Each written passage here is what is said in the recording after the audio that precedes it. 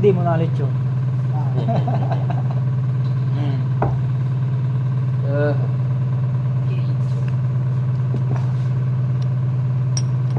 Ito binanatan ng Pasko. Ano? Bagong taon.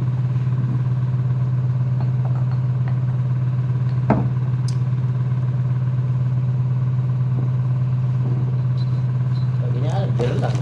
Alam. Biro So, lang. yun lang kaya ko.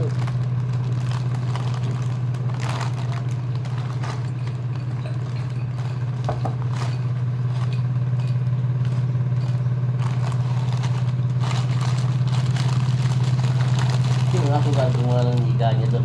Nagpo kayo sila. Malamig doon. Malamig ng malamig. Ingatan mo. Oo, oo. Ganun ang gusto niya, bullshit na eh. Nakahalata. Meron pa raw. Ha? Meron pa raw. Presko na siya dyan. Di ba? Oo. Malamig doon eh. Eh, pagkakuha na eh. Hindi ba rin, alam mo yan? Mamula pa rin ako. Ha? Mamula rin. Ay, di yan siguro yan. Oo. Yan. Break na doon. Dalawa tayo. Pag ngasang nag-ukay, yun na yun. Oo, tanda mo yan. Totoo yan. Ganun ba yun? Oo, totoo yan. Kahit na natutuloy yung aso dyan. Pero pare yung doon sa tiniran, yung aso. Yun daw ang Ano tiniran. yun? No? Nag-ukay din. Ah, Okay. hindi, basta pag nagbukan daw. Kasi kahit pala madaling araw, nag-exercise. Pati mo, pinag-usapan natin sila, alam niya. O, di ba?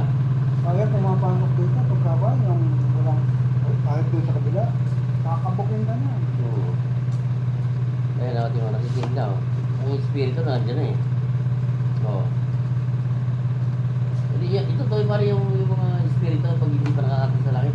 Tumatama sa mga aso. Kaya nag-ukay yan. Pag-press ko siya. Ayan. Kaya sa amin, ang dami na namatay na kamag-anak namin eh. Pag nakita yung aso nag-ukay na gano'n, may mamamatay. Yung aso namin malaki eh.